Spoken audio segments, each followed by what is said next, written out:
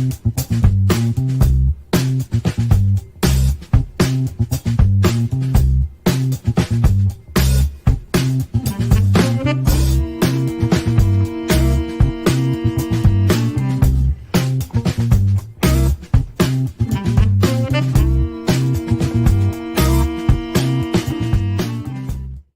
hello everyone, and welcome back to another live coaching Thursday. It is, what is this? August 31st, 2023. Today, I am going to be doing a live coaching session with a great longtime member of my community. First time I'm ever getting to chat with him personally, one-on-one, kind of face-to-face. We did chat via Clubhouse, I just found out a couple of days ago, but super excited for this opportunity to do a live coaching session. Before I begin, and before I officially invite Scott to say hello, I just want to let you know what's happening here. First and foremost, I want to let you know that I'm experiencing a little bit of a upper respiratory situation. I can only hear out of my left ear, so I may not be at my fullest capacity today. And chances are, if I wouldn't have said anything to you, you may not have noticed my voice is recovering. But I mentioned this for a couple of reasons. Number one, I am sucking on a cough drop, and I will probably have about 5 more of these during our 90-minute session today. I typically wouldn't be doing that, especially during a live stream, but just wanted to explain why I'm sucking on cough drops today. The second thing I want to mention real quickly is if you are interested in one of these complimentary, full-blown 90-minute one-on-one coaching experiences with me here, live streamed on the internet, it is my gift to you, no strings attached, no expectation, no obligation you ever become a paid client. I've been doing these for the last several weeks, and I'm booked solid all for next week. But the week after that, I have nothing scheduled. So I am waiting for you to email me right here, cliff@cliffravenscraft.com. Put live stream coaching in the subject line. Let's get you booked for one of these complimentary 90-minute one-on-one coaching sessions. All right, Scott, welcome, my friend. How are you today? I'm doing great, Cliff. Super happy to be here. I am delighted to have you here. And one of the things that I learned is that you've been following me for the last more than 10 years, you said. Yes, sir. What has taken so long for us to connect? I don't know. And I think we're, geographically, at least 10 years ago, I think we were almost kind of neighbors. Is that right? Where were you at? Cincinnati area. Oh, yeah. Yep. I'm 5 minutes from the airport. So yeah, I thought for sure I'd run into you at Panera or something. Well, that's where you ran into a mistake. I don't actually go out to Panera very often, but I'll tell you what, I'm super excited about this opportunity. Before we begin, I want to go over a couple of things. You recognize that this session today, it is my gift to you. There's no strings attached, no expectation, no obligation you'll ever become a paid client. Yes? Yes. Sweet. Are you 100% distraction-free during our call today? Yes. Sweet. By the way, I am also 100% distraction-free. I do want to let you know, though, over here to my left, I have a live transcript going of every word that we are speaking. If you ever see me kind of dip away from the camera to go look at something, it's probably me looking at the transcript. Another thing is if I'm looking down, I have a bunch of notes handwritten here, and I'll probably furiously write lots more notes as we're going along. So if I'm looking down, looking away, just want you to know that everything I'm doing here is in perfectly aligned in support of you and what you've got going on. And then the final thing that I'd like to ask is, may I have permission to be your coach? And before you say yes, I'm asking for permission to either say things or ask you questions that will challenge you at a deep level. Yes. All right. And by the way, we spoke before we went live today. Scott is aware that this is broadcasting live on YouTube, Facebook, LinkedIn, Twitter, and is being recorded for potential use in a podcast. And as far as I know, nothing's off topic here. Yeah. So love it. That being said, I do want to mention I've got some C4, C5 issues going on, my vertebrae. Okay. So if you see me doing any of this, you haven't asked me anything that made me uncomfortable. I'm probably just getting a little sore. I love it. I have lots of information that you provided in a pre-coaching call questionnaire. I thank you for all of that information. But I'm willing to set all of that aside and just ask you this one question. What's the most important thing for you to get out of our call today? Direction. Specifically in what area or areas? Income, work. Income/work. Is that what you said? Yes. Wonderful. That's my hearing kicking in, so I just wanted to make sure. All right. Direction, income, work. So, direction, that means that we have a destination that we're going to. Where's the destination? Tell me where we're going. 3 years from today, your life is exactly the way that you want it. Where are we 3 years from now in income and work? 6-figure income, 100% remote work.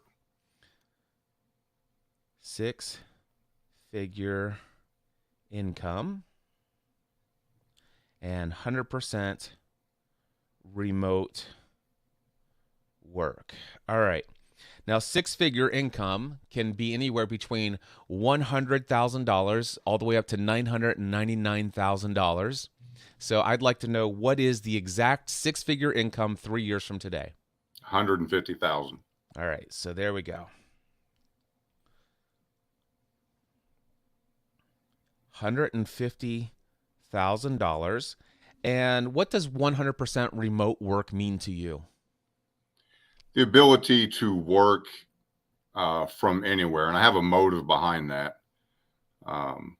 More than I'm not just looking to be a digital nomad or cut the strings from the office.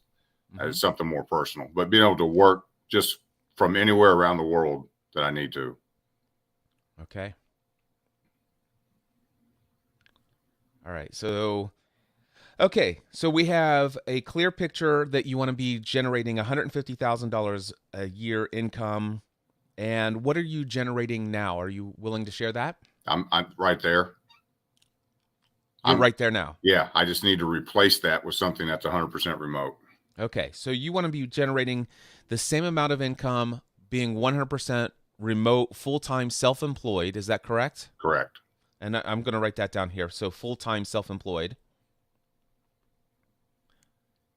Because you're employed now, is that correct? That's correct. Let me correct myself. The 3 years, the dream would be, yes, to be self-employed. But I can't say that I wouldn't definitely jump on an opportunity to work for somebody 100% remote at $150,000 a year. Absolutely. Okay. So Fair I'm enough. open to that. Yeah. Okay. So full-time self-employed is an option. But you are more than happy to consider an option or employed or fully employed. Correct. With the $150K a year, allowing you to still do that work from anywhere. That gives you a lot more freedom and options there as well. Correct. Okay. So that's the direction. So if you could have anything that you want, what kind of work are you doing? This is part of the direction question, I think. But it would definitely be some type of mentoring / teaching role. I absolutely love mentoring. I have a father's heart. And so anything in that line. Now, specifically, I am really into marketing. So I could see it as a marketing role, or I'm also into self-development, spirituality, that type of, coaching. So it might be something along those lines as well. From your application, I gather you had previous experience as a youth pastor in a mega church. Correct. How many years did you do that? About 3 years. And then with the same organization, I became a missionary, went overseas to plant orphanages. And I did that for a few years as well. Excellent. And you planted 2 orphanages in 2 years. Yes. Yes, sir. And you also mentored somebody who was the person who replaced you in the youth pastor position, and that you're incredibly proud of the work that he's doing, given the fact that you raised him up for that position. Yeah, both actually the youth pastor position and the person who took over the orphanages after me were both youth in my youth group. And Nice. I'm really proud of that fact of kind of multiplying myself, if you will. That is incredibly profound and wonderful. I congratulate you on both of those achievements. And I bring them into this conversation because I want not only you, but also anybody else who's tuning in to hear a little bit more of the value that you're bringing to the table here and some of your experience that you've had.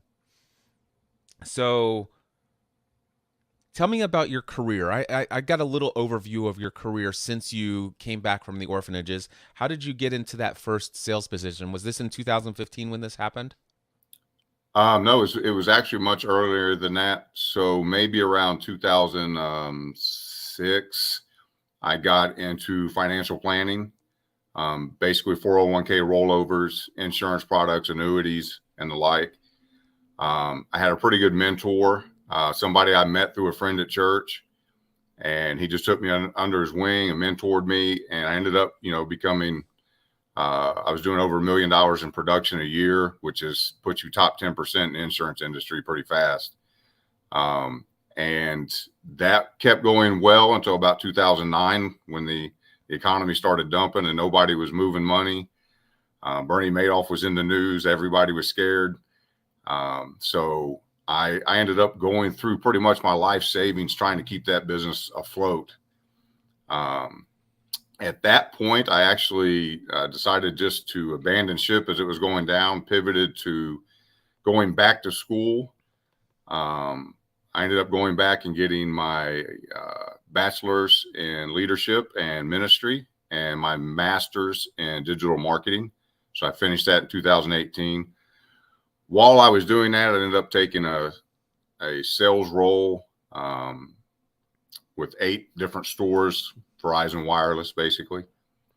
That was just to pay the bills while I was going back to school. Then I ended up getting involved with the company that I'm with now.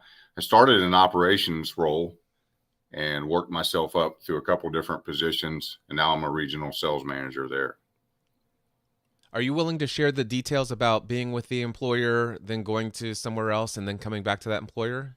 Sure. Well, share that.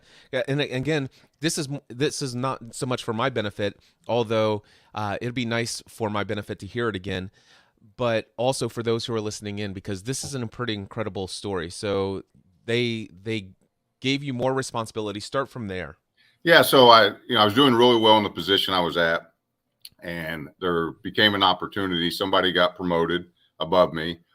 I got offered to take his manager's role, and I accepted it. And then during kind of the contract negotiation, signing of the new paperwork, I was told it came with no pay increase. So increase in responsibility, increase in title, but no pay increase. And I remember being kind of upset about it and thinking, where do they do that at? How do you get a promotion that you don't get a pay raise? And my general manager, who's a longtime friend of mine, who's now my partner at work, we co-manage together now, but I went into his office and he said, he knows me well. And he says, I know you're really upset about that. And he said, are you going to leave? And I said, I'm not going to leave today. I said, but yeah, I am upset. And I said, worst case scenario, I'm going to take the position. I'm going to do really well at it. And I'm going to leverage the title because it's a higher ranking, more mid-level management. And I'll do well at it. And if they can't appreciate and pay me my value, somebody else will see it and eventually scoop me up. And that's exactly what happened. I did a year of that and just kept updating my LinkedIn and everything. And somebody reached out to me. And I want to say it ended up, after some negotiations, I ended up at about a $25,000 pay increase with a lot of extra benefits, a company vehicle and blah, blah, blah. Right. And then I signed with that company, guaranteed a year contract. They paid to move me out west and everything. Really enjoyed the work. Loved it. Great company to work for. Great place. We were living in a great place. I loved everything about it. But about a year and a half later, I started getting calls from the previous company. They had a position open back in the Cincinnati, Dayton market and wanted to know if I was interested. We started negotiations again. We ended up haggling over a $5,000 difference. This was actually to go to Northern Ohio. And since I just got that same taste in my mouth, they wouldn't move off. How bad do you want me? It was only $5,000. We were apart. They didn't seem willing to negotiate, so I just let it go. I was happy where I was at. They ended up calling back again for the Cincinnati-Dayton area, Southern Ohio, and we ended up landing on an agreeable number. My son at the time was living back here with his mother from my first marriage, and he was high school age, and I felt like he really needed me back home at that point with some things going on in his life. So it was kind of just divine timing for me. My son needed me. They were offering me a great job. I was coming back to work with the people that I previously had worked with and loved working with. So they got me back at the price we both could agree on. Nice.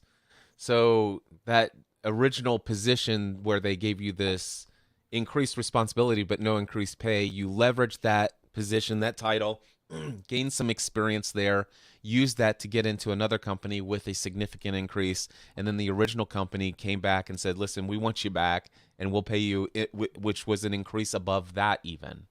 Yeah, I'm more than double of where I was when they Yep. wouldn't move the first time. Yeah, this is awesome. I love all of this stuff about your story. There's so many things that about your story that inspire me. And I'm pulling all of this out because I want to hear you say a lot of this in your own voice, because I know we're going to get into some of the struggles or frustrations that you faced over the last several years.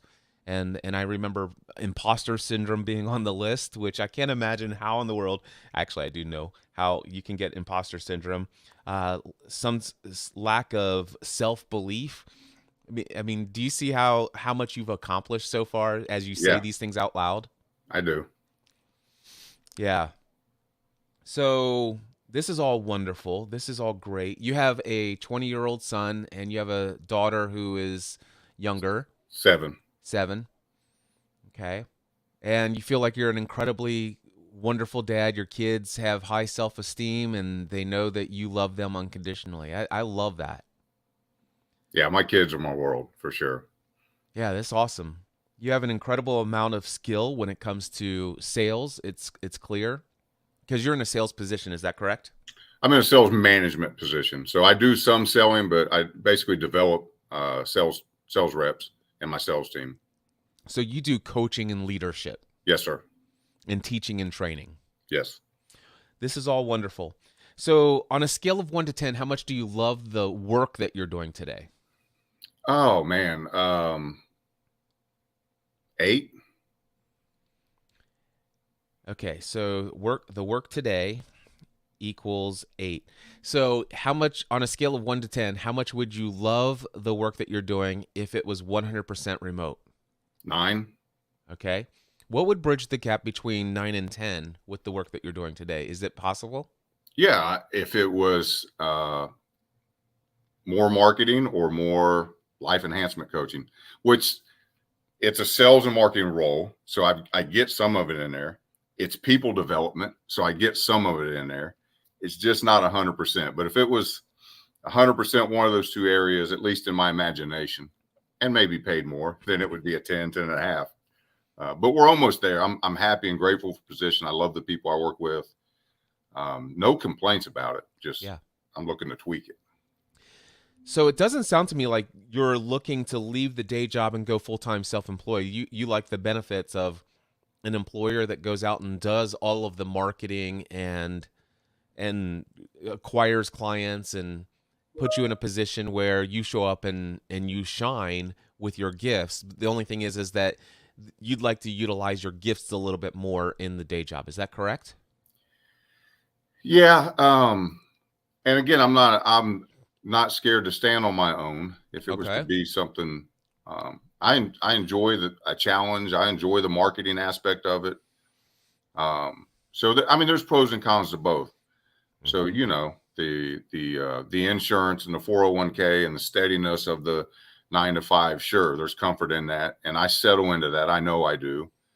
But for the right opportunity, and to earn my freedom and to earn what I want, I don't mind paying the price or paying the dues to do that as well.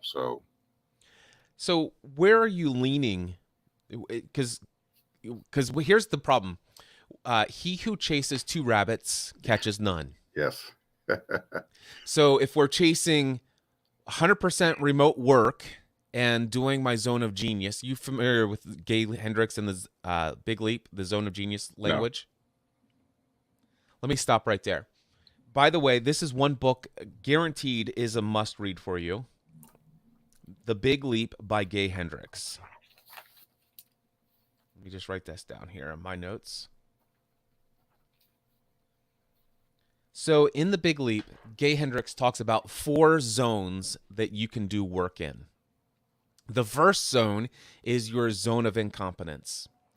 Chances are occasionally you'll be asked to do something by an employer, or if you're full-time self-employed like I am, you'll occasionally have to have something done in a pinch, and there may not be resources to pay somebody else who is equipped to do that much better than you. And you may find yourself spending many hours doing something that is inside of your zone of incompetence, meaning that I'm terrible at this. This looks horrible. This does not represent me well. Sure, it got done, but wow, is it terrible. You're familiar with, you can understand that zone, correct? Yes. All right. We want to try to avoid ever doing work inside of our zone of incompetence. Next is our zone of competence. This is where, okay, I probably should not be the person doing this. I'm definitely not the best at this. When it comes to it, I'm barely competent. It's done. It's not great. It's good enough. Sure. All right.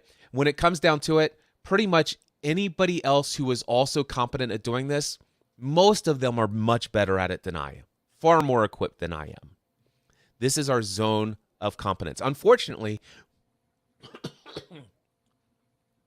far too many people are stuck inside of doing work on a daily basis inside of their zone of competence.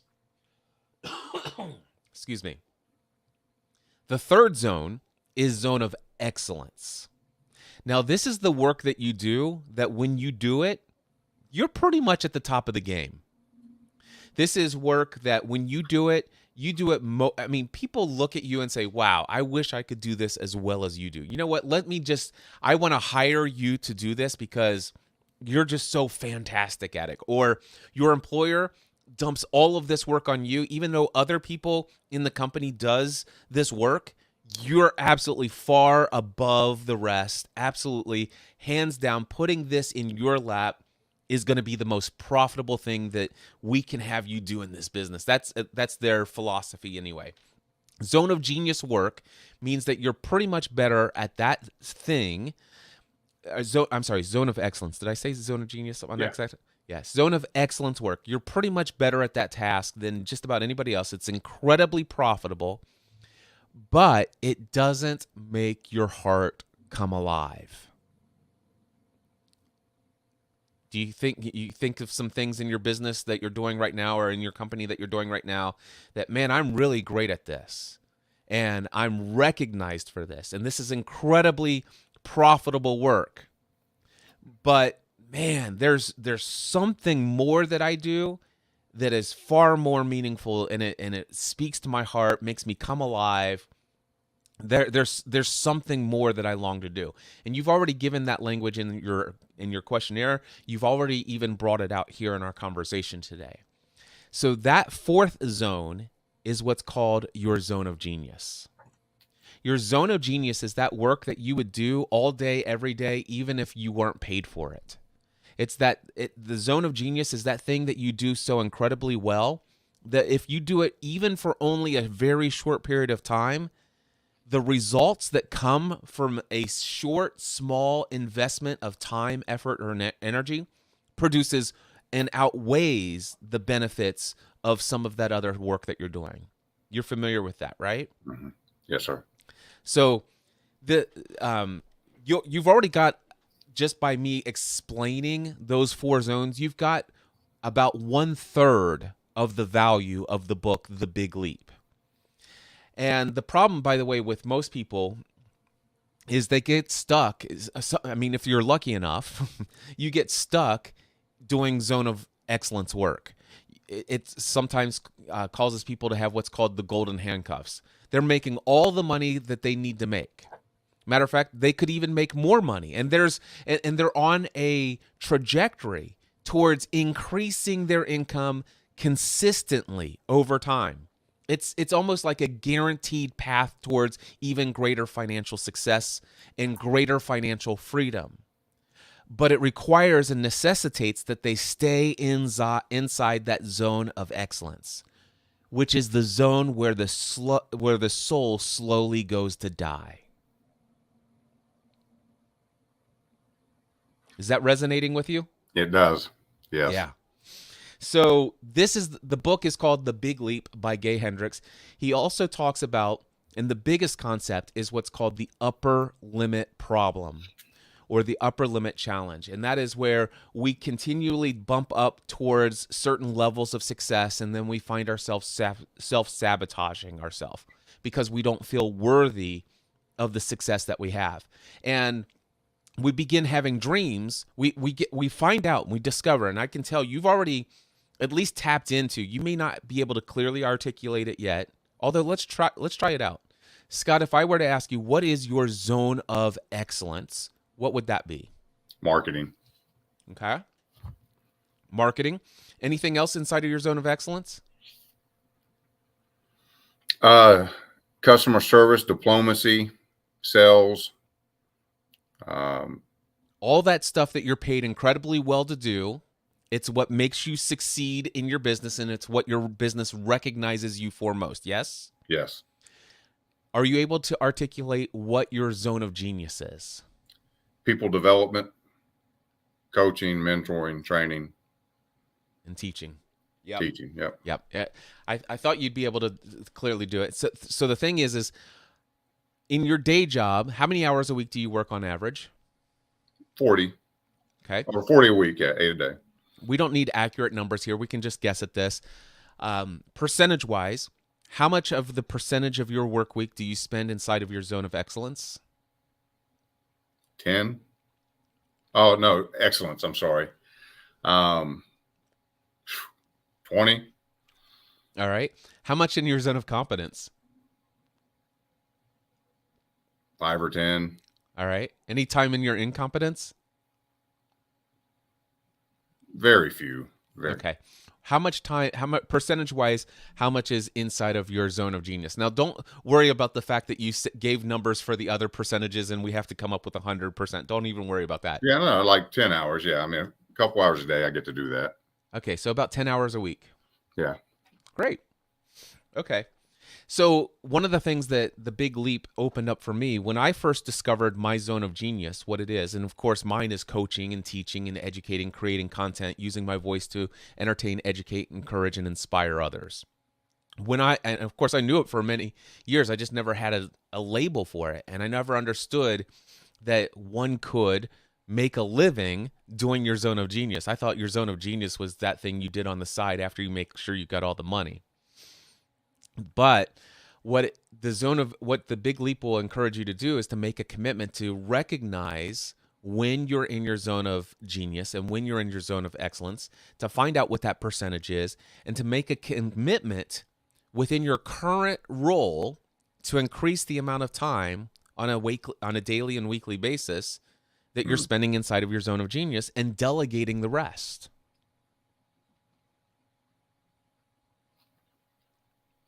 Taking notes here. Yeah, take your time. I've done a lot of monologuing here. I'd like to hear from you. What insights have come up for you already? What direction do you already feel and sense already?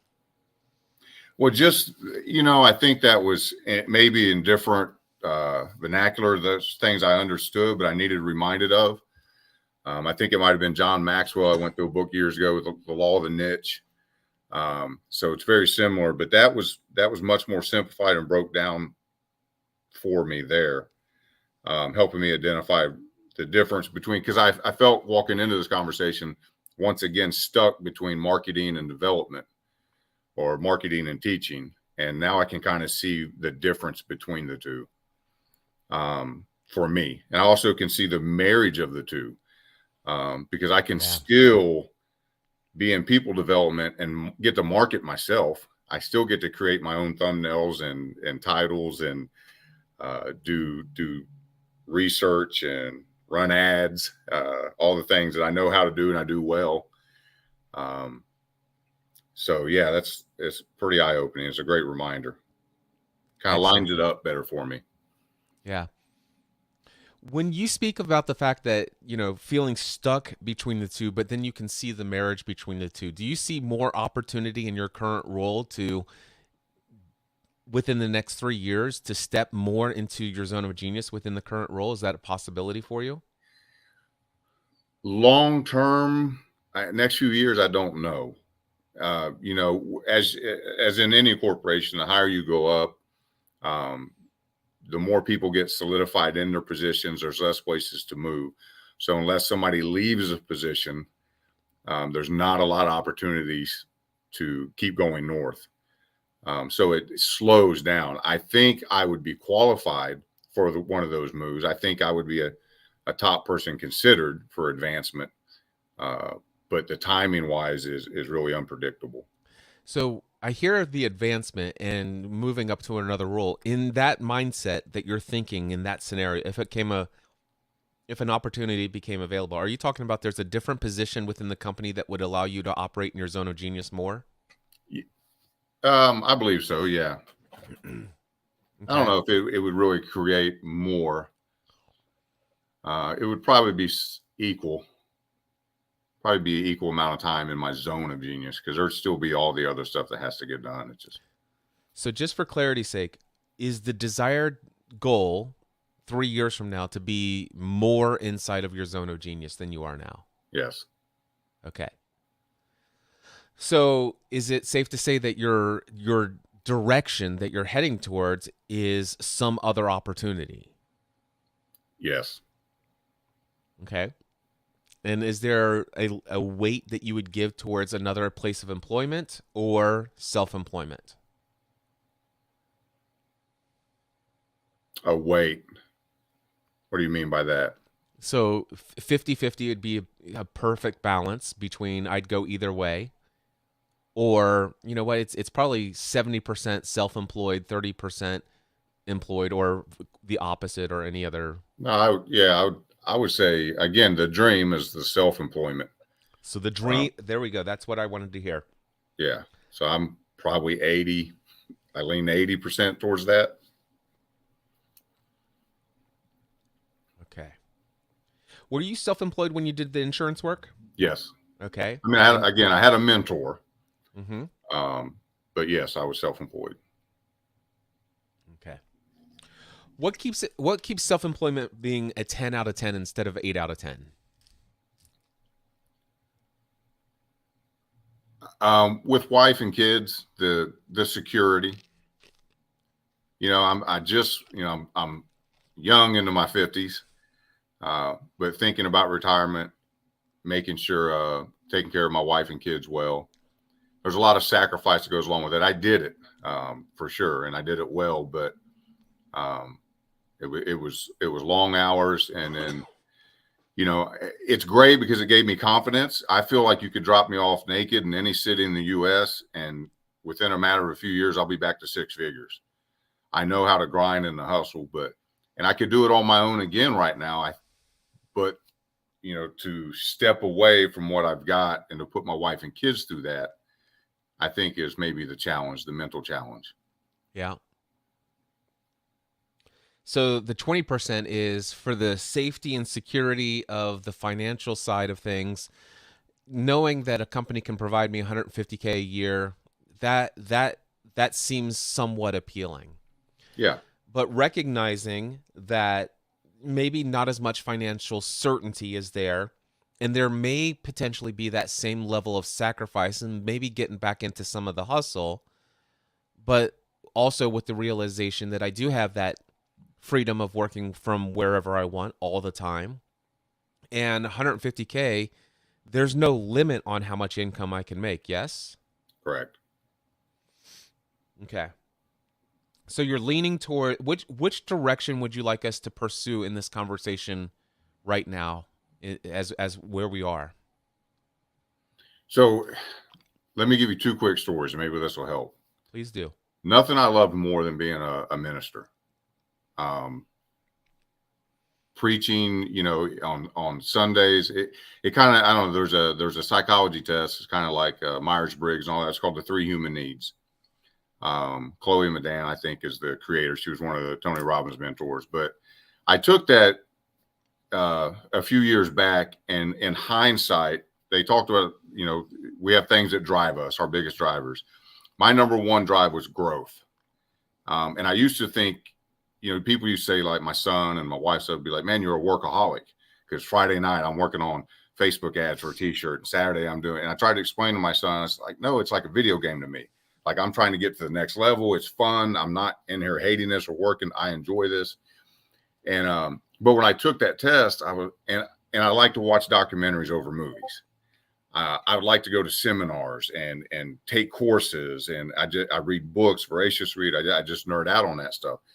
And so, because people see me always in that activity, man, you can't ever cut free. You're a workaholic. But when I took that test and realized that growth was my driving factor, I said, I'm not addicted to work. I'm addicted to growth. Mm-hmm. So that was eye-opening for me. Then the other 2 things was my top tied to was significance and contribution. Those were my second and third, but they were tied for second place. And one of the things she said was, if you ever feel like, or if you ever find one activity that meets all 3, the top 3 of your needs, be careful, because that thing could become addictive and really dominate your life. And at that point, I had been removed from ministry for like 10 years. But as I looked back on that, thinking about that, looking back, I was like, wow. I mean, I put it before my marriage. I know I did. I said I didn't, but in hindsight, I did. But the ability to study every week, to prepare a sermon, and it forced me to grow constantly. And I felt like I needed to constantly be growing spiritually, because of my responsibility to the people. Then I had to get up and deliver a message and contribute to people. And then to have them come up to me after the Sunday service and say, oh my gosh, you don't know how bad I needed to hear that. You've changed my life. I got significance. So like this one thing of kind of preaching and serving was meeting all 3 of my needs. And it was the thing I could fall into deeply whenever anything else wasn't going right, and get all this that I needed. I see that in hindsight. So that being said, and then the remote work thing piece is, my wife is immigrant, and she's from Brazil. And in the last 10 years, she's been home 1 time. And a lot of that has to do with, she doesn't want to go without me. She don't want to take my baby away from me for long periods of time. So, and I can't get off more than 2 weeks at a time. And it's a 2-day travel there, 2-day travel back. It's hard to justify the cost and the timing and everything for such a short stay. And I hate that. I absolutely hate. I hate it for her. I hate it for her family. I hate it for my daughter. There needs to be more time spent. There needs to be more connection. That's why I want to create the remote. Just, for that reason alone is a key driver. So I would like to do, but as I got out of professional ministry, and my belief system, and I don't mean this in a demeaning way, but for me personally, grew outside of traditional bounds.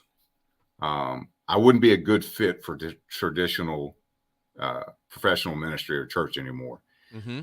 Our belief systems don't line up. Theology doesn't line up anymore. I did see a Sadhguru and Yogananda image in one of your TikTok videos. Yeah, like a Sadhguru shirt on right now. So I didn't even notice that. Yeah, so some different things like that that I'm playing with and exploring and et cetera. Wouldn't make me a good fit to return that. So I guess the question has been rolling around in my mind: how do I become kind of that youth pastor, that mentor, that leader, teacher, and spiritual things and life coaching, without taking the only traditional route I ever knew, which was inside the church? It's a great question. Why don't you answer that right now? I guess maybe I'm starting to see, because of the internet, a little bit more of it. So I'm, that people that are coaching in those spaces and arenas and that area. But maybe I've just kind of been blind to it because I only knew one particular way to do it. Let me ask you a couple questions. You've been following me for over a decade, yes? Yes. Have you ever been ministered to by me? Yes. Have you ever been educated and encouraged and inspired and motivated by me over the last 10 years? Yes. In both my zones of excellence and genius. I, like you, have, from the time I was a kid, envisioned my life devoted to ministry. And I also devoted 10 years of my life in pursuit of being a full-time pastor. In fact, I was an associate pastor for 10 years. I'm sure you're familiar with that part of my story. And then I began podcasting, and also I was doing insurance as well. And I began to see, it's like, wait a second, maybe the politics side of ministry isn't what I'm looking for. And for the longest time, I saw the ministry that I was doing as an insurance agent, talking to people who were going through crisis moments and being there for them, providing for them, helping educate them, encouraging them, and educating them on becoming debt free and investing the difference. I mean, I did a lot of powerful ministry within that work, and then all of a sudden it came to the point where even though I was an associate pastor, I became pretty much convinced that I'm doing a greater ministry in the world along the lines of serving God and serving my fellow humans, my fellow man, my fellow woman. Serving people in a ministry capacity was far exceeded and exponentially higher in my role as an insurance agent than what I was given as an opportunity and what I witnessed if I was the pastor of a church full time. And I think even given your own understanding of the two different worlds, you probably understand what I mean when I say that, right? Yes. Then here I am, a guy in Northern Kentucky with about 16,000 clients geographically that I'm serving, incredibly powerful ministry. And as far as I'm concerned, full-time insurance agent equals full-time minister. Just because of the perspective of who I am and where I'm coming from. And in many ways, it's probably one of the reasons why I was as successful as I was in that role. But then learning to podcast, playing around as a hobby, just following my intuition and my prompting within that little nudge, just like, go play with this on the side. Not because I was looking for anything, but just to have fun. And my wife and I start podcasting, and now all of a sudden we've got 60,000 subscribers around the world, grew it to over 100,000 subscribers around the world. And the emails and the messages and the conversations that I was having there, it became very clear that this was a far greater opportunity to be the minister in the world, to do the ministry in the world full time that I felt most called to do than what my insurance job could offer me. So do you see how my mindset went from, I'm going to be a full-time pastor one day, to where I'm a full-time pastor in my role as an insurance agent, to where I'm a full-time pastor in this online business I've created? How does that resonate with you? I like that. As you're saying it, I'm thinking about examples where it happens to me by natural situations, and I love it, but I wasn't so intentional about it. So I've got employees that call me about personal issues. Hey, sorry man, there's something going on in my marriage, can I talk to you for a minute? You just seem like you got a lot of wisdom. I was helping a young man market his music just as a hobby and a passion project. And then, after we got to know each other 6 months later, he called me one night crying. His girlfriend broke up, and I lived for that moment. That was much more exciting than the marketing I was doing with them, being able to support them in that way. So that happens in my work, but I don't think I framed it intentionally as you're describing before. So think of it now. Look back at how many years have you been with your current employer now? Besides that year and a half off, since 2015, so 8 years. So look back over the last 8 years of your life. Run it again through this new filter. Do you see yourself inside your zone of genius a whole lot more now? Yes. Yeah. Watch this. The last 8 years of your life, are they more fulfilling now than the last 8 years were prior to this conversation? Sure. You feel it, don't you? Yes. You see the smile, right? I do see the smile. I love it. I love it. All right.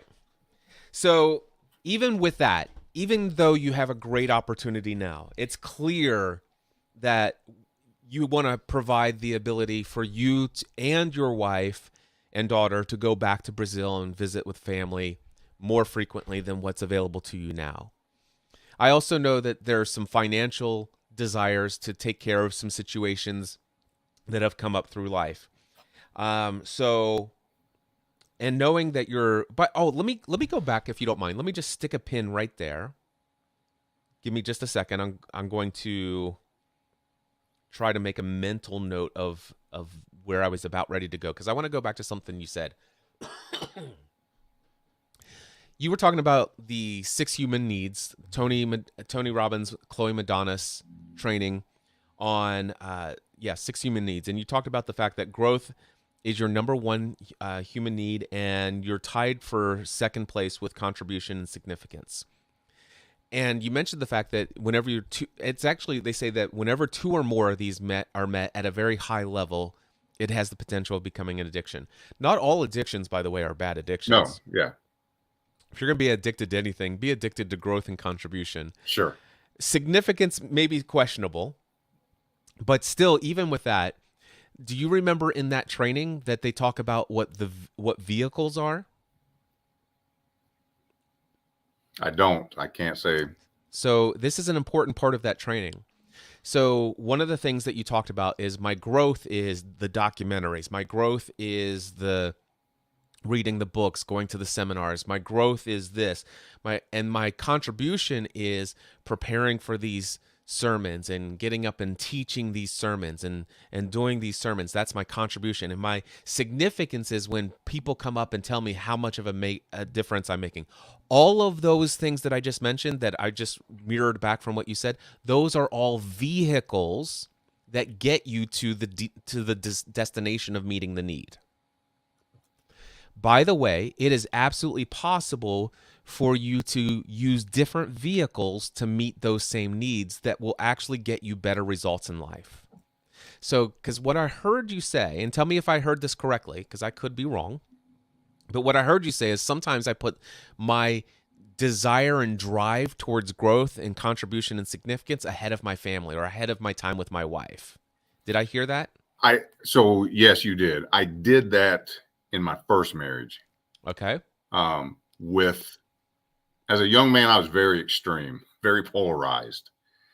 With age and gray, you're the only one, right? with age and some gray hair, I've been getting better. I've been getting some wisdom and prioritizing values and family and things a lot better now in my 50s than I did in my 20s and 30s. Yeah. So, and what you probably recognized just by picking up wisdom from watching other people or just from your intuition from within, what you're probably realizing is that you could actually meet the needs of growth by you could actually use your relationship with your wife and your kids, and even your relationship with your ex-wife, depending on what that relationship is like, and anyone else, any other relationship. All of those are opportunities for amazing amounts of growth. Do you get what I'm talking about there? Yes. Have you ever had any conflict in any of these relationships? Of course. Yeah. Okay. So every time there's a conflict, the opportunity for growth is there. And then contribution. There's a lot of opportunity for you to contribute to your wife, for you to contribute to your children, for you to contribute to your ex-wife, depending on what that relationship is, or in any other relationship. Now, significance, you could find significance and get on the vehicle, and your relationship with your wife could be a vehicle towards that significance.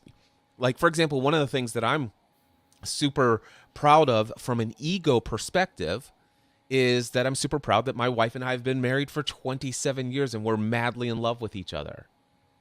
All right, so that's a point of significance. That's one area where that it meets that need of significance. Now, the interesting thing is you and I come from a very similar faith background and are on a very similar trajectory in our faith background, and we understand the idea of non-attachment to all of this stuff, right? Mm-hmm. But that's another conversation, maybe, or maybe not.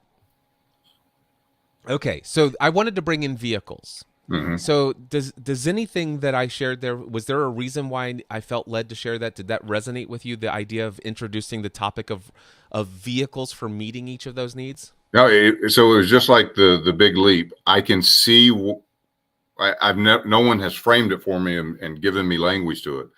As you describe it, I can see where I've done that a little bit. But giving me the vocabulary and the awareness, now I'm like, okay, where do I need to change vehicles? Where can I change vehicles? But yeah, I could see where I have switched vehicles already in some areas. But no, that's super insightful. Yeah, it's going to be a great exercise for me to look at. That's awesome. Yeah, and the great news is you can get out of one vehicle and hop into another as often as you want throughout life. It's an incredibly powerful thing. Yeah, and with the wisdom, I could see already. I used to have this thing that being a youth pastor, right? I mean, and I have father's heart. I could roll up on a group of teenagers that I don't even know and jump out of the car and start talking to them. And my wife, was like, you can't just do that. Like, these kids don't know you. But I just felt like every kid's mine. Yeah. And I wanted to kind of, if you will, save every kid and be a big brother, be a youth pastor, be all these things. But again, in my 20s, early 30s, even at the sacrifice of time with my own family. But definitely this time around, things have been much different. I get a lot of my significance from my wife and kids. As long as they hold me in that high esteem, that high regard, that's what I'm looking for. I don't need it by rescuing everybody else out there and doing all these things that kind of make me known or bragged about. As long as I get it at home, I got a different vehicle for sure now. My family's my inspiration. That's awesome.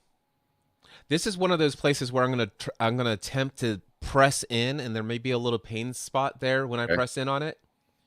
What if I told you it's possible to not even be attached to getting that from the family, from the wife and the kids? I can see that. What does that speak to you? An opportunity for growth, a challenge for growth. Yeah, that's not painful. Okay. Challenging, and it would take work, but yeah, I can see that and appreciate it and value it. The reason why I bring that up is because, especially when people have been seeking that, whether it's validation, affirmation, all the stuff of meeting the needs from other sources outside of, of using vehicles outside of the wife and the kids and stuff like that, when they go and turn into the kids, what if some is like, it's great, we have a great relationship, everything's wonderful, blah blah blah. What happens when somebody's upset and from their perspective you've done something wrong, and from their perspective they're very upset and angry with you, and then all of a sudden it's like, well, where's my significance, where's my this, where's my that, and something's missing and suffering can happen there. Yeah. And what happens is when we put our ability to meet one of these human needs into somebody else's lap, we're actually giving them the responsibility of how we feel. Right. When we have the ability to keep that within, because that's where it comes from. Yeah. I think I'm there, good with my marriage. Kind of like the work thing. You could drop me off anywhere. Like I am complete on my own now, which is why I'm able to be a better husband and love my wife the correct way and all that now. So yeah, even I don't think I need it as much from her. I love having it, Yes. but it doesn't define me or value me. I think I've worked through that. My kids are another thing. They're still my world. So if they thought bad of me, Yeah. it would destroy me. But that's something to work on for sure. That it's an area of growth, an area of potential growth. Yeah, Is all I'm saying. yeah, for sure. Yeah. Very cool. And Good then stuff.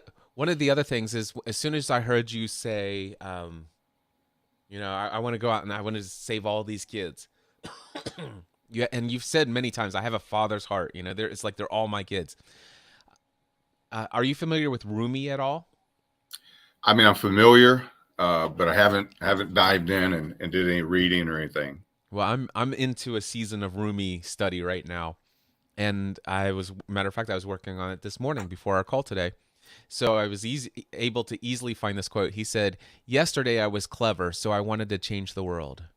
Today I am wise, so I'm changing myself." Hmm. Does that resonate? Yeah, yeah, I love that. I want to pull out something from our conversation, from the questionnaire that I wrote down in my notes. I always talk about, what is the single greatest struggle or frustration that you face when it comes to your personal or professional development? And here is what you wrote. You wrote a couple of things down, but the very first line you said, finding a true mentor who is genuinely invested in my success. And as soon as I read that line, after reading everything else on your questionnaire, I want to, and I know you know about intuition, hearing that voice within, and it's like, oh, I need to share this. Here's what came up for me, and I want to hear what you say about this. I'm going to read what you wrote again. I'm actually adding one thing. You didn't say genuinely interested, but I know that you meant it. So, finding a true mentor who is genuinely interested in my success. Here's what came up for me, and tell me how this hits you. You are the mentor you seek.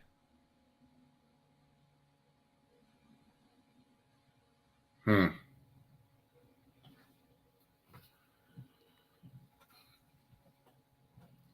So my first thought is, I mean, I heard it loud and clear. Stop passing the buck.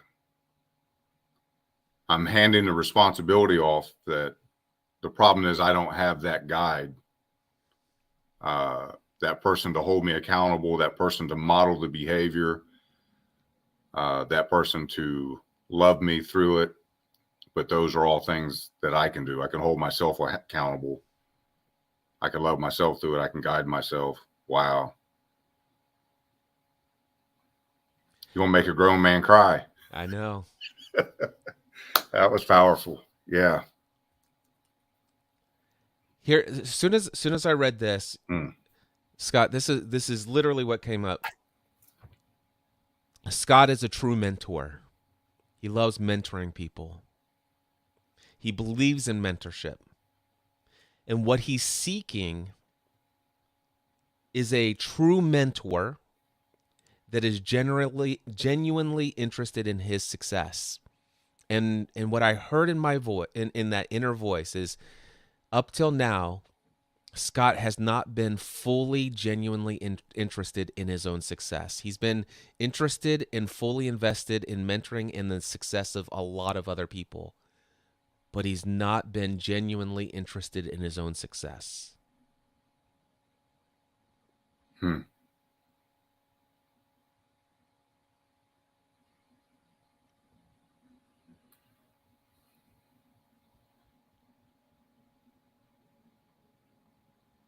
So I guess it begs to question for me is, why would I not be invested in my own success? So I think it does beg the question, What's the answer to that question?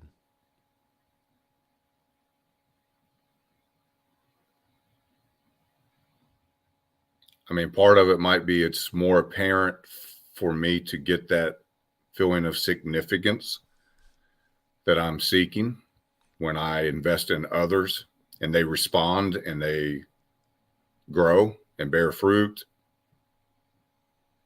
I can see it. They thank me for it. It's a way to participate.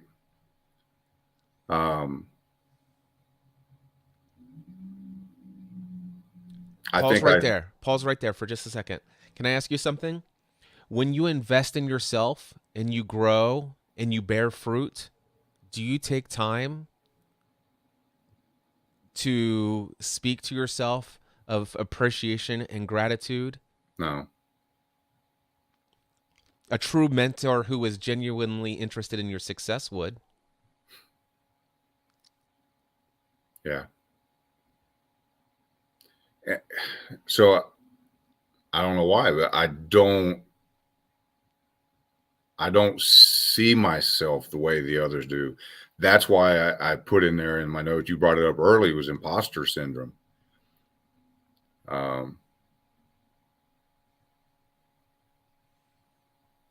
I struggle with that. How do you see yourself?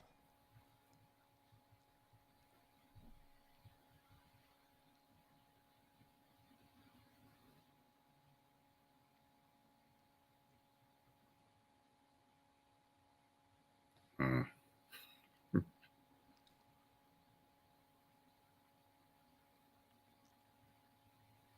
Um, I don't know. Strangely enough, there's a side of me again that's super confident. Mm-hmm. I said it. Drop me off anywhere. I'm Mm-hmm. fearless. Um, That side of you, what I'm picking up, and I could be wrong. I don't have to be right. I'm just what I'm sharing with you is what I'm feeling though. The energy that I feel is that super confidence is drop me off, and as long as I'm serving others, I'm off to the races. yeah, well, the serving others is key, right? Um, it's the old Zig Ziglar. You know, the more people that I can serve, Jesus. You know, the greatest among us, he who serves the most. Yeah. So I So think I've greatest commandment is what? Jesus said when Jesus was asked, "What's the greatest commandment?" love It God is with okay. all your heart. Second commandment, he said, is equally important. In fact, these two commandments sum up all of the law of the prophets. What's Love the your second? neighbor as yourself. All right. So what comes second? Loving your neighbor or yourself? Well, you got to love yourself first, There you go. or you won't be able to love your neighbor in that manner. The greatest this is what I've picked up over the years. And tell me if this resonates with you. The greatest service that you can be to all those others is to be that genuine mentor or that true mentor that is generally interested in your own success, that you are loving yourself first at such an incredibly high. And this is one of the things that I love about you. You said, my children know that they are loved unconditionally by their father. My question for you is, do you know that you are loved unconditionally by you? No, Yeah. no, I struggle with that. And I think, God, I feel like I'm in a therapy session. Part of it goes back to I've BS my way through a lot in life too. It comes along with your natural selling ability, I guess. But I own that. And I recognize where I've done that. But I think there's, that side of me that helps create the imposter syndrome. If people really knew, they only see this, but they don't see what you've done or what you think or what's really in your heart, and those things that I wrestle with silently and inside, I think creates that conflict for me. And I'm hard on myself. My mother said to me just a few years ago that she said something about me being a perfectionist. And I laughed and I thought, are you crazy? Because I'm all about grace and mercy. And I don't think anybody's perfect. And I'm not one of those anal uptight people. But after she said it in self-reflection months later, it started dawning on me that, I'm hard on myself. I beat myself up. So if I say I'm going to go on a diet and I'm only going to eat 2,000 calories a day, but I eat 2,087 on Thursday, Yep. I throw the hat in. I'm pissed. I beat myself up. The love is conditional. Yeah, and I quit. We'll just start again Monday because Would now you do I that? blew Would it. you do that to your kids? Ha, no. Yeah. Hmm. What you're seeking is a mentor, a true mentor who will love you unconditionally.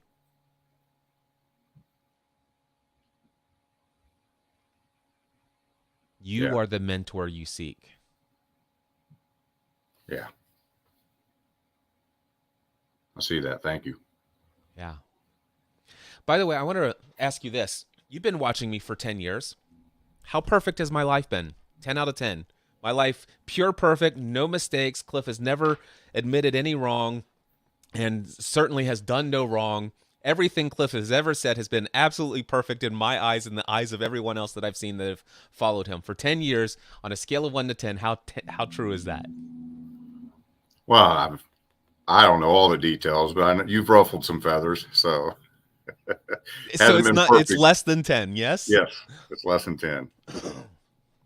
If I were to judge myself and I happen to have some intimate knowledge of myself, I'd say I'm about a 4 or 5 out of 10. And that's what makes me me. And makes me complete as who I am. Can I read you something? Please. I sent these Rumi quotes to my friend Ray Edwards yesterday, so I'm going to pull them up from my text message to him. Being desirable means being comfortable with your own ambiguity. The most ambiguous,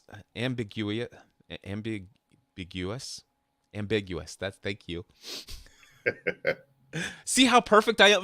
Forget this whole live stream. Let's start the whole thing over, Scott. Can we go? I mean, everything was like perfect until just now. Can we just go start? We'll just end this recording. We'll start a new stream and we'll go from the beginning. Can we just redo this? Okay, I see how ridiculous it is. Okay. Being desirable means being comfortable with your own ambiguity. The most ambiguous reality is that we are flesh and spirit at the same time. Within everyone, there is light and shadow, good and evil, love and hate. In order to be truthful, you must embrace your total being, a person who exhibits both positive and negative qualities, strengths and weaknesses. It is not flawed, but complete. Rumi. That's awesome. That's confirmation on the journey I'm heading, because the more I meditate, the more I'm kind of creating space, becoming the observer between myself and my mind, body, and I can kind of see that now as I'm pulling back and looking at me, the yin and yang, that is complete, that I have all of that in me. It's in me, but it's not me. So. Yeah. You've come to the place in your journey where you understand that you are not your body, you're not your mind, you're not your ego. Your persona has all of that in it. Mm-hmm. But you're not that. Yeah.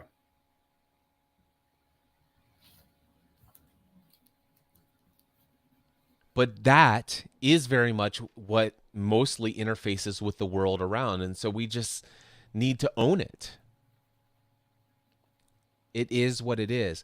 Now, with that being said, once you become aware of something that is what it is and you desire change, that's where we get to be the creator, yeah? Yeah. It's like, okay, this is what it is. Do I desire to continue to be this way? No, actually, I don't. Okay, what do I want to create? Yeah, I just had that conversation with a friend yesterday, that when you come to that realization, it's great because the body and the mind are malleable. You don't like the results, you get to change it. Change your input, you'll get a different output. Let me ask you this. What actions do you think you could take to be more intentional about being that mentor that you desire? I, I yeah, so I'm going to meditate and focus on what does that look like to love myself unconditionally. And I think one of the first things that immediately comes to mind is identifying the actions or self-talk or anything that I do, to try to become more aware of where am I beating myself up. I mean, you simply made those things look ridiculous by saying, let's start the podcast over. Or would you do it to your kids? Man, I sure wouldn't. But I do it to myself. That might be a great starting question. As I hear that voice, is this exactly how I would respond to my son or daughter in the same situation? And of course, and again, see, I'm starting to I tried to justify it right there. But they don't have the experience I have. They don't have, of course I wouldn't hold them to the same accountability. But, unless we become like little children, I got to treat myself that way. The Father's love for myself.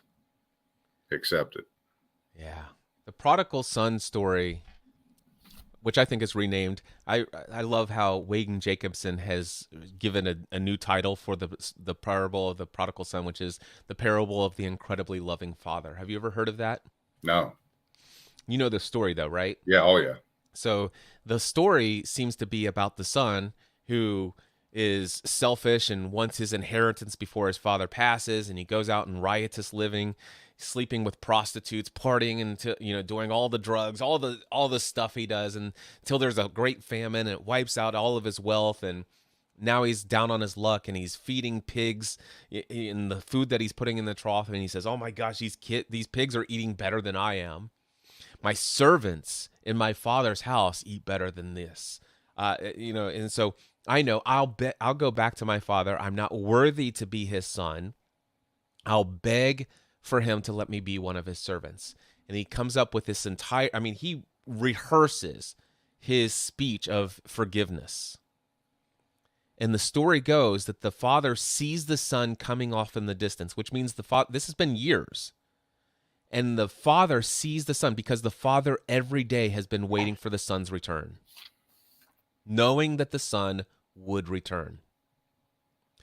And when the son returns, he doesn't make the son wait. In fact, he hikes up his robes and runs towards the son. Now, there's a part I've heard somewhere, and I could be wrong about this, and if I'm wrong, just discount this whole part of it. But I've been told that tradition is that if you were to hike up your robe in that culture and run in public, that would be such a disgrace and such a horrible thing to do that you would be the talk of the town. And the idea is that the father did this intentionally so that when his son came home, he's not the talk and the gossip of the town, but he, the father, is. Then, once he gets to his son begins the rehearsal of his speech of forgiveness, and the father cuts him off. Unnecessary. You are my son. You were lost. You've been found. Go, he says to his servants, kill the fatted calf. We're partying tonight. My son is brought back to us. Yay, wonderful. That is the unconditional love of the Father.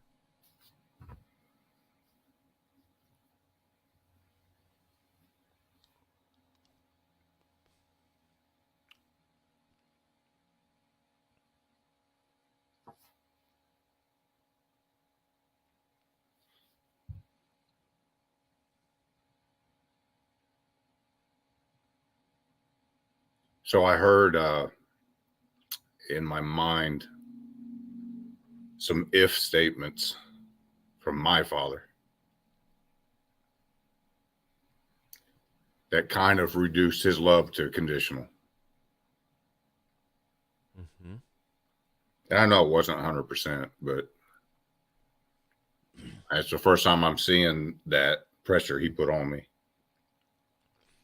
He probably was doing the best he could with what he had to work with. He probably had some conditional statements Yeah. from his father. Yeah, Yes? no doubt. Oh, Cliff, on a live presentation. I told you, my friend. Thank you.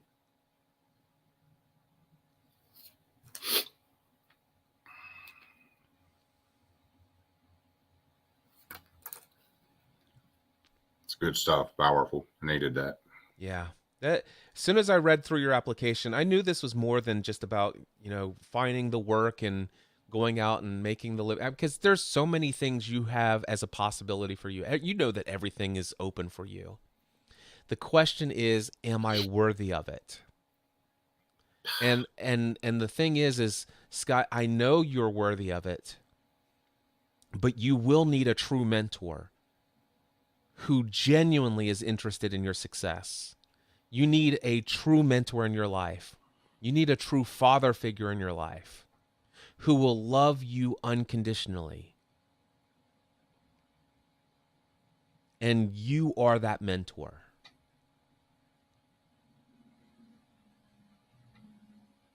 I received that.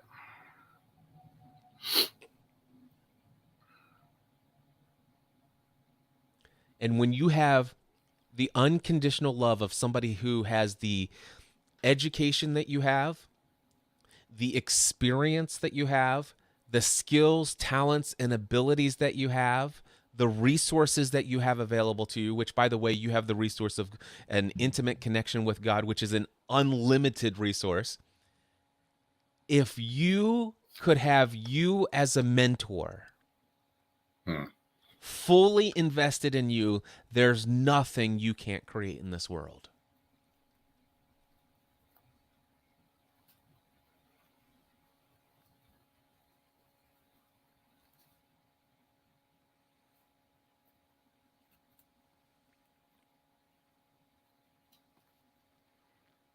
I'm going to take notes. I'll come back and watch this all again. I don't want to get out of the moment.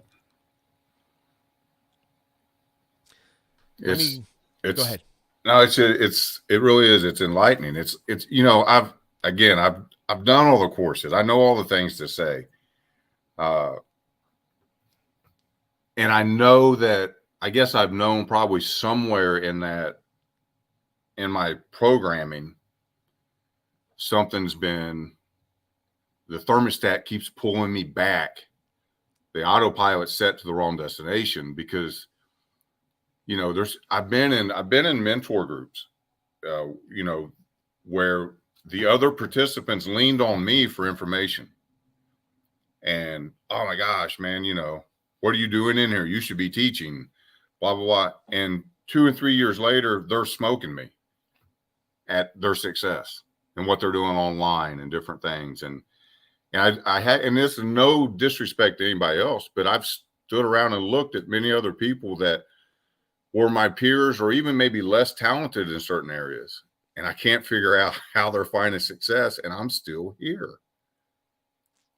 And it's been a pain point.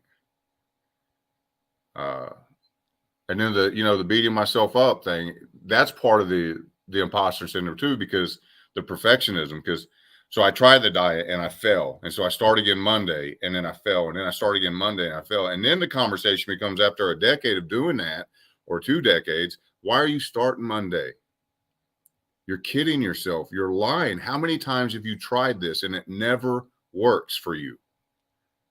And that's the imposter syndrome, where now I'm telling myself. Let me pause you right there. That's not the imposter syndrome. That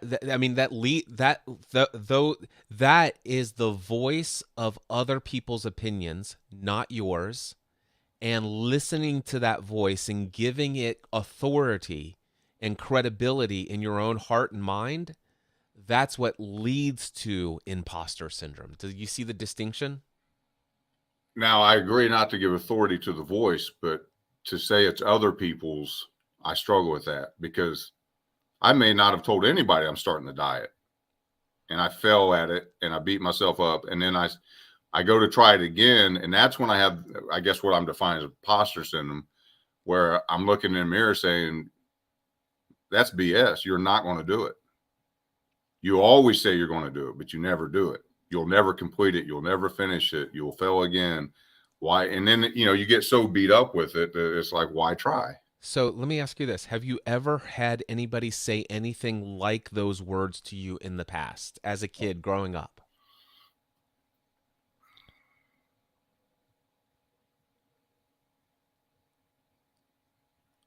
Or have you seen other people say those words in judgment of other people who say they're going to do things and never do it? I've seen it. I felt it. I can't tell you, back to my dad. And again, I'm not knocking him. He's not here to defend himself, but I have felt the disappointment I've created in him. I know where I missed the mark with him. Even though he didn't come directly to me. Yeah. So even though he didn't come directly to you, even if you think about this, what do you call that? Telekinesis, or not? That's not telekinesis. That's where you can move things. But telepathy. You pick up on that energy. He may not be saying those words, but you are feeling the weight of those words, even though they're unspoken. In fact, they may even be more powerful given that they were not spoken. Yeah. So what I'm telling you is that voice, the voice that's saying that's not your voice. Those are not your words. I get your point. That's the point that I'm saying. These thoughts are not yours because, remember, and I can only say this, and many people who are going to listen to this or watching this, they're not going to understand this the way that you and I understand this. But you're a divine spiritual being that is pure, blameless, holy, perfect, in union with Father. Yes? Yes. All right. Your ego is something that has been developed from a clean slate. It was a hard drive that was empty with a basic operating system of life support, and then imprinted on that hard drive throughout your life has been a bunch of beliefs, attitudes, and concepts about the world and how it ought to be. Yes? Yes. And did you originate all of those, or did you pick them up from what was already in the world? Right. I accumulated them. So the idea that you even need to go on a diet isn't even your own thought. Do you get that? Yes.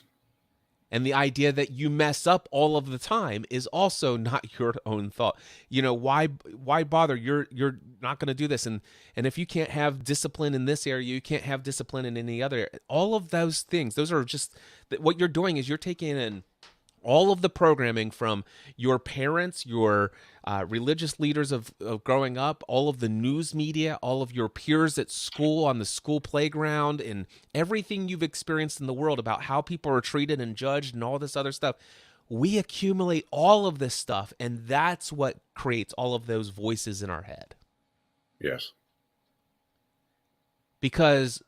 and the reason I can say this with confidence, and I know I can say it to you and you'll understand it and receive this, those are not your thoughts.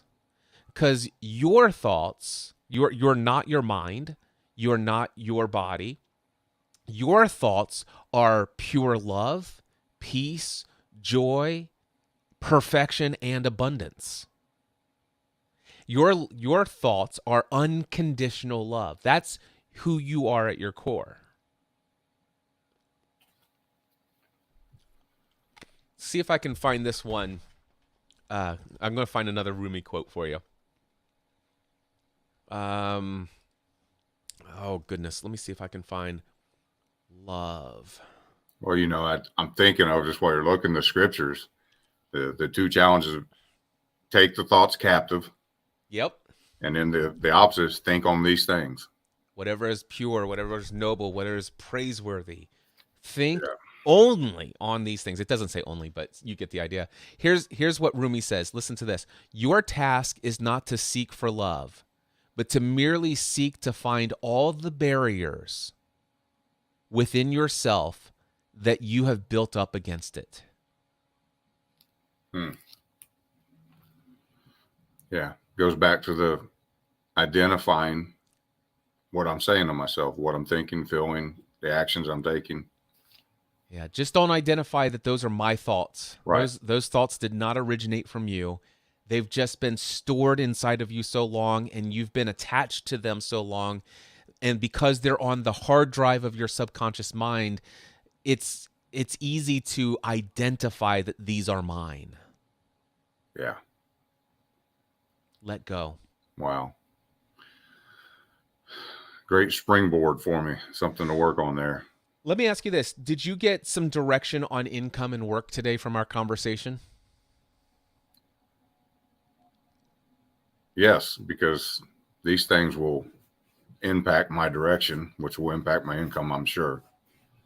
And your direction in work, which your possibilities are still unlimited. And I have no doubt that, you know, if you choose to hire that mentor, that true mentor who will be genuinely interested in your success, and if you were to work with that mentor who will love you unconditionally and not expect perfection from you as the ego side of you, if you will work with that mentor, you'll create whatever you want in this world. Anything you want. If you believe and don't doubt, you ask with thanksgiving, in attunement with who you truly know you are in God, in Christ, you will have everything. Thank you. My pleasure. Well, Scott, I'll tell you what, I'm going to wrap up here. And do you want anybody, I put your YouTube channel there. Is there any place else? Where is it? It's over there. There we go. I'm trying to find the way to point. But youtube.com/channel0marketing. Is there any place else you want me to put into the show notes or anything of that nature? You can put my TikTok. I'm probably more active there recently. All right. And what is TikTok account? I want to say it's the Digital Marketing MBA, but I'm going to confirm that real quick. Yeah, it is. The Digital Marketing MBA on TikTok.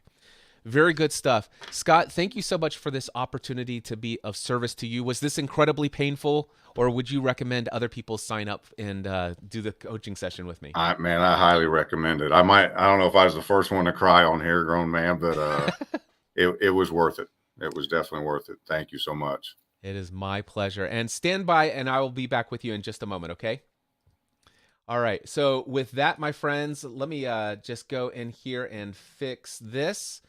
If you are interested in having one of these 90-minute one-on-one complimentary coaching sessions with me live streamed on the internet, feel free to email me, cliff@cliffravenscraft.com. Put live stream coaching in the subject line. I would love to do the thing that I believe that God has put me on this earth to do, which is to help equip and encourage and inspire you to break free from any limiting belief, thought pattern, emotional state patterns, or even behavioral patterns that are keeping you from living the life you feel most called to live in this world. Again, email me, cliff@cliffravenscraft.com, and put live stream coaching. I'm booked solid next week, but the following week after that, I don't have anybody scheduled, so I would love to get you onto the schedule. With that, I thank you so much for tuning in. Until next time, I encourage you to take everything you do to the next level. Bye-bye.